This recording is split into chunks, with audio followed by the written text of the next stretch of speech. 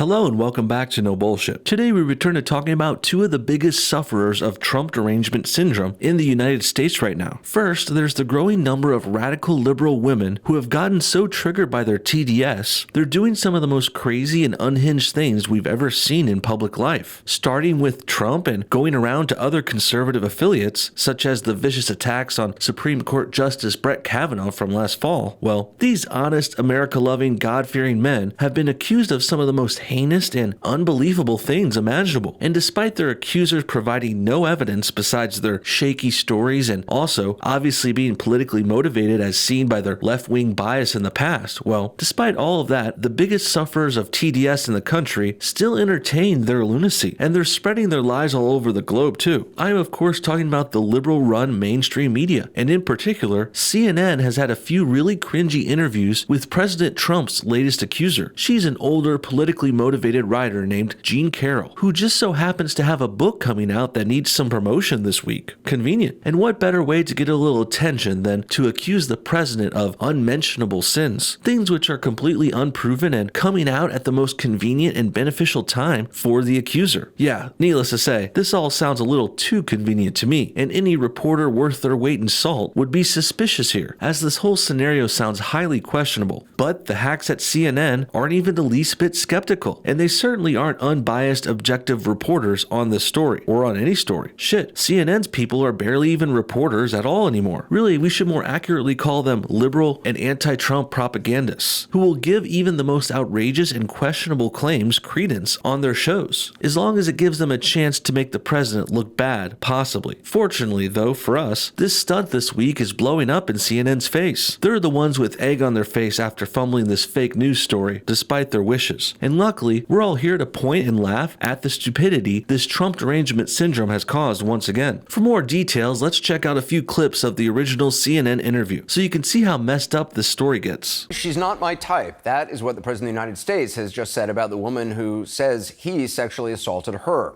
Not my type. That is precisely what President Trump just said, and not for the first time either. She's not my type. He just said this about his 15th and latest accuser, and we begin tonight with her account of the alleged sexual assault that she says she endured at his hands. Well, I hate to break it to you, Anderson, but rich and famous people get accused of crazy stuff all the time. But more accusations doesn't make things more true. In fact, Anderson Cooper, you yourself, you've probably been accused of similar things. But what do you guys think Anderson Cooper would say if someone accused him of sexual assault? Well, I'm pretty sure he would ask for evidence first, and then question the accuser thoroughly. And quickly, he would certainly conclude that the claims were false and not credible. And, well, I bring this up to point out that this is what should be done for Trump when he gets accused as well. Even the smallest amount of skepticism and due diligence here would discount Trump's accusers easily as well. But instead, mainstream media shills like CNN decide to amplify these liars and their message, thus legitimizing them more and basically approving of this heinous, terrible behavior. That's why more and more deranged liberal women are coming out with lies like this, because it gets them attention and it gets them flied into CNN studios, put up in hotels for the weekend even. And also, these liars could eventually get money or fame in the long run. So of course, more of these wackos are going to keep coming out of the woodwork. They've been doing this shit for years at CNN now. But this time, it's almost reached a tipping point because the craziness of this one Carol lady has only just begun. And I probably was, at that moment, in that 5 minutes, the most attractive woman in Bergdorf's in that one bit of time. And you think that's what it was about for him? I don't know what it was about. Anderson, we were having a high old time. You remember Donald Trump, hail fellow, well met, walking up and down the streets of New York. You were having a good time with Trump beforehand? This doesn't sound like the story of a troubled or attacked woman right here. Sure, it's been many years, but I would think someone who was truly attacked wouldn't remember that time so fondly. Perhaps she might have slept with Trump back then in the 90s, but I would assume it was consensual intercourse, of course. And now, many years later, when it's super convenient for this lady to promote her new book, she now says it was forced sex? I'm going to have to press X for doubt on that one, guys. And I can already tell this lady is acting funny in the way she speaks. She seems old, deranged, unhinged, and possibly senile. And I can even see Anderson Cooper start to cringe in the middle of this too, as he realizes that. But it's really hard to feel sorry for the guy since they should have never let this nut bar on the air to begin with. You don't feel like a victim? I was not thrown on the ground and ravished, which the word carries so many sexual connotation. This was not sexual.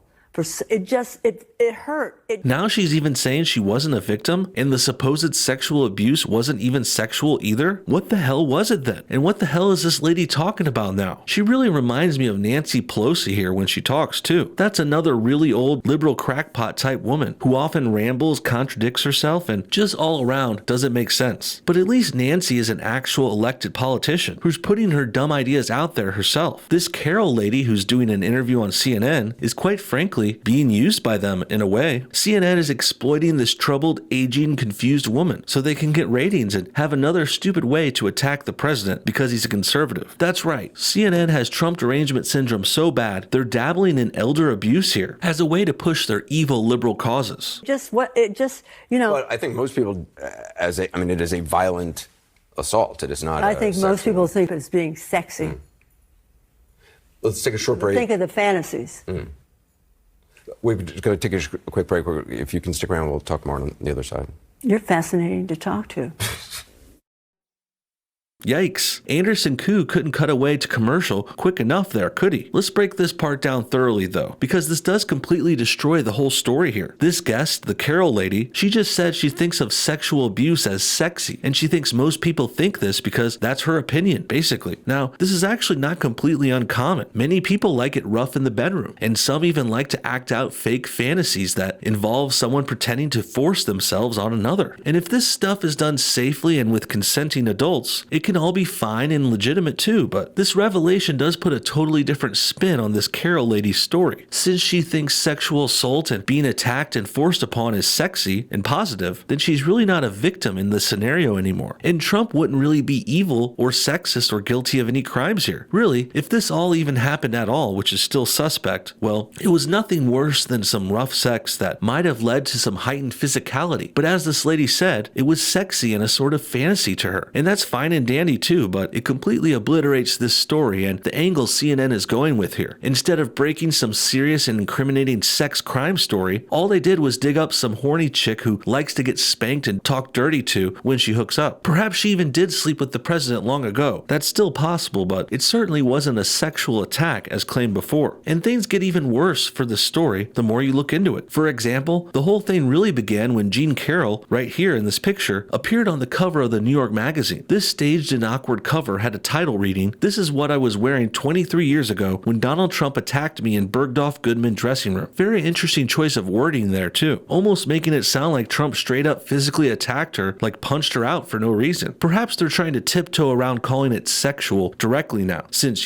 Carol here does seem to remember it pretty fondly if you get into the story with her, as we saw before. And maybe it was the media who was spinning this out of proportion too. They're trying to take a small, rough sex in the dressing room story that's seemingly harmless and, well, New York Magazine and CNN are trying to turn it into some kind of sex crime for some reason. Probably because they're biased hacks who hate Trump. And about the whole dressing room part of the story, now that it's come to light, well, that part doesn't quite add up either. What would Jean Carroll be doing in a lingerie dressing room with a man in the first place? Because I highly doubt she was forced into going into that room with him. Surely someone would have seen or heard a famous man like Donald Trump grabbing a girl and forcing her into a dressing room. Even if he got away with that quickly, Carol could have easily yelled and been rescued by security in minutes or seconds. So that means she was entering a lingerie dressing room with a rich and famous man, likely because she was at least considering having sex with him. And another thing, why would Jean Carroll need to go into a dressing room at all anyway, let alone with a man? Because earlier in her story, she did claim she was looking for a gift for someone else. And I know I've never heard of anyone trying on a gift that they are purchasing for someone else, especially if it's underwear. So I think you can see how this is not making sense more and more each second. Also, that outfit she's wearing on the cover, well, Carol claims that's the actual clothing she was wearing the day of the alleged sexual attack. So why would anyone in their right mind keep an outfit they were attacked in like this? They certainly wouldn't do it if it was a negative, terrible, or traumatic experience. This clothing would take up space and remind them of that tragedy over and over again over the years. Really, girls keep clothes like this as relics. It's a trophy and a positive reminder of a sexual accomplishment Jean Carroll Carol had in her past. Another example can be found with President Bill Clinton's famous mistress, Monica Lewinsky. She kept a dress from her affair as well, and it had old Wild Bill's ejaculate all over it, which she later tested and used to prove her story was true. But now, funny enough, and Jean Carroll actually refuses to get her clothes tested at all, and she doesn't want to press charges either, and I'm starting to wonder why. Let's go ahead and see what she has to say for herself in this next clip. Is exactly the outfit that you were wearing the day that you say the attack happened. You have kept that dress. You've never worn it again, you say. Have you ever dry cleaned it? No. The thing is, we all have dresses. You just hang them in the closet. Something bad.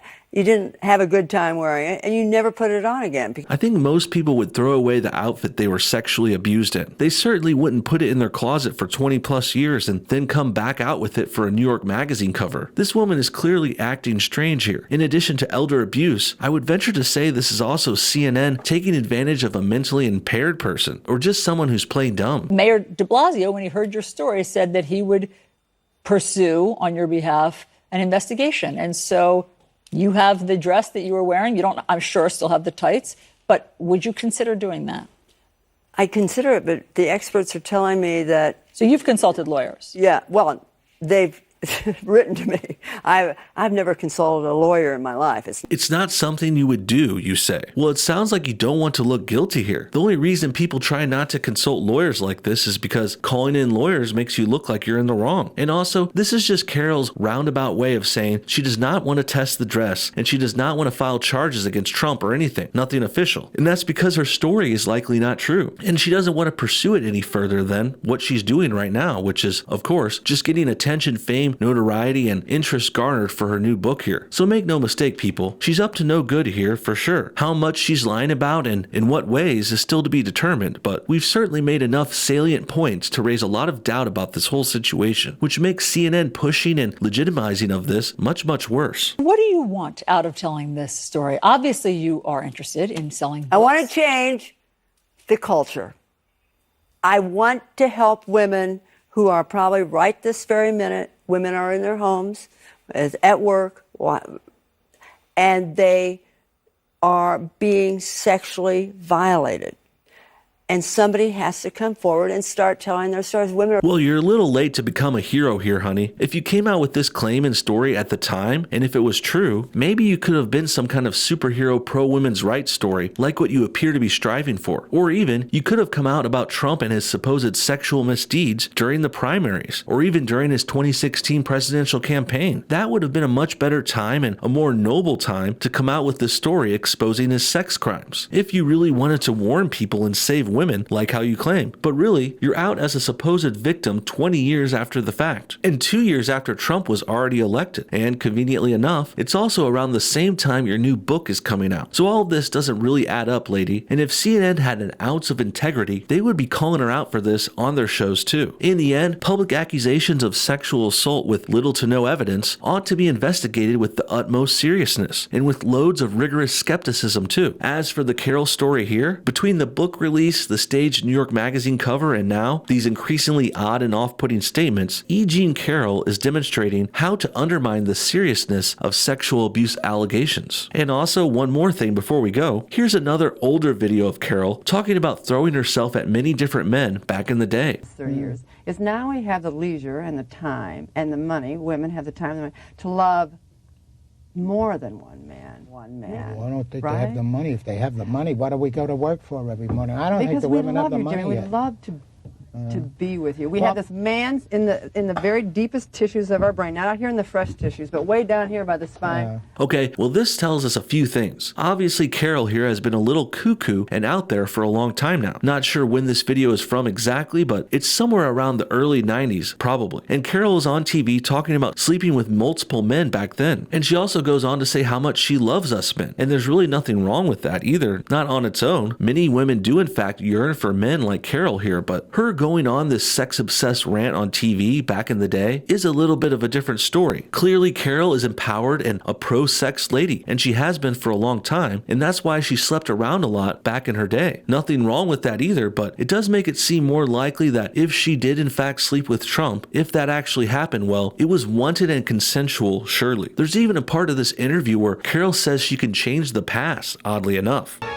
Oh. Well, first of all, you can go back and change the past. Sound familiar? Well, I would bet my money that she's changing the past with her story about Trump now. If it truly happened, it wasn't an attack at all. But now Carol is claiming it was for other nefarious reasons. Not only is she trying to shill for her new book, but also, as we saw in this older interview, Carol likes attention and being on TV and saying weird stuff while she does it. And now in 2019, she's been out of the limelight for so long, Carol has jumped at the chance to get back into it. That's why she's doing a press tour with this fake story about the president, Donald J. Trump. What do you guys think? Does Miss Carol's story add up to you? Or do you think she's just in it for money or attention? I still stand by the president, and I certainly won't turn on the guy because of more baseless, unproven accusations being made by radical liberals with Trump derangement syndrome. Comment your thoughts on everything below, and thanks for watching No Bullshit. Hit that like button if you enjoyed this video, and we'll see y'all next time.